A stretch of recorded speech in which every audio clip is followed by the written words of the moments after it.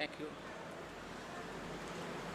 कर्नाटक के राज्यपाल श्री थावरचंद गहलोत जी, केंद्रीय उपभोक्ता मामले, खाद्य और सार्वजनिक वितरण एवं नवीन और नवीकरणीय ऊर्जा मंत्री श्री प्रहलाद जोशी जी, रेल एवं जल शक्ति राज्य मंत्री श्री पी सोमनाथ जी, राज्य सरकार में मंत्री डॉक्टर जी परमेश्वर जी, श्री एम बी पाटिल जी, श्रीमती लक्ष्मी केवलकर जी, प्रेसिडेंट श्री सिद्धगंगा मठ श्री श्री सिद्धलिंगा स्वामी जी, देवी और सजनों, प्यारे बच्चों, नमस्कार, जुहार। ओम नमः शिवाय, ओम नमः शिवाय, ओम नमः शिवाय। ये उद्घोष ये मठों का आत्मा है। सहोदरा सहोदरी तमगे एलुरिरु नन्ना सप्रेम नमस्कार गडु।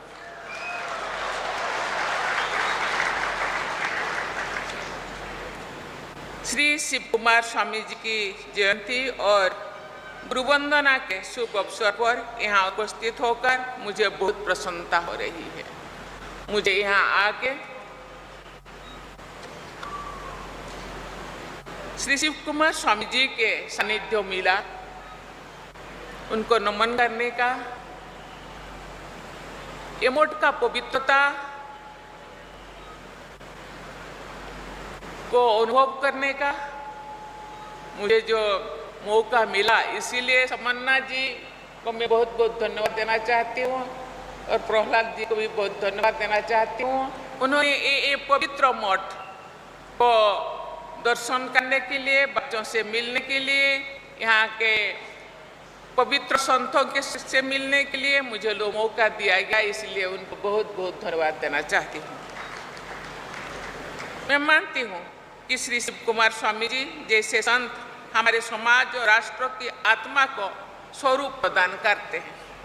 उनका भौतिक शरीर वर्ष 2019 में परम तत्व में विलीन हो गया, परंतु उनकी अध्यात्म धारा समाज का और देश का सदैव सिंचित पोषण करती रहती।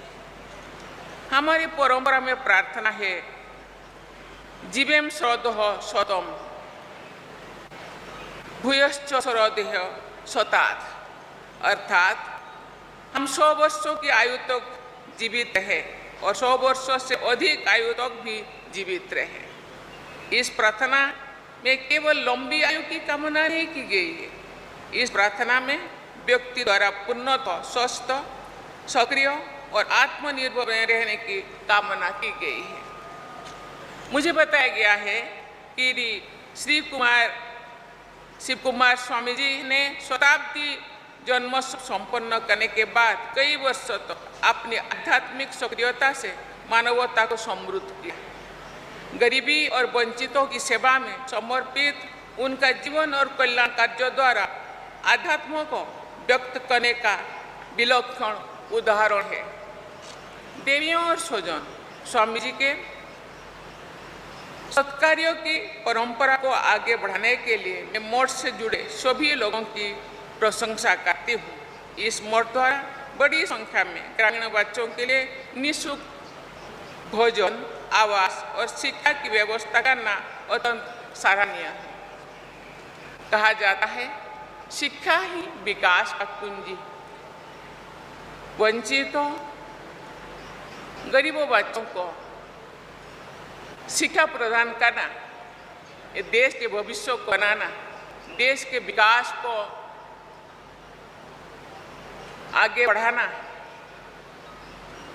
इसीलिए ये जो संस्था केवल धार्मिक संस्था नहीं, ये संस्था देश को समावेशी उन्नति के लिए सहायता करना, सहयोग करने के लिए उद्दिष्ट। मुझे ये जानकर विशेष प्रसन्नता हुई है कि प्राइमरी स्कूल से लेकर इंजीनियरिंग और मैनेजमेंट की उच्च शिक्षा की व्यवस्था मठ द्वारा की गई है। इसके लिए अनेक शिक्षण संस्थान स्थापित किए गए।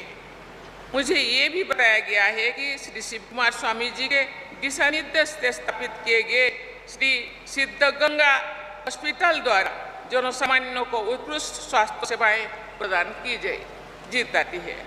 इस प्रकार ये कहा जा सकता है कि इस सिद्धगंगा मठ से अनगंगा, करुणा गंगा और शिक्षण गंगा की अविरल धाराएं प्रवाहित हो रही है। ये मठ सदियों से चली आ रही सेवा तथा आध्यात्म की परंपरा को आज के समय में आगे बढ़ा रहा है। हमारी परंपरा में विद्यादानों को आध्यात्मिक महत्व दिया गया है। विद्या अथवा शिक्षा व्यक्तित्व निर्माण और चरित्र निर्माण का आधार है। शिक्षा ही आत्मनिर्भरता का मार्ग प्रशस्त करता है।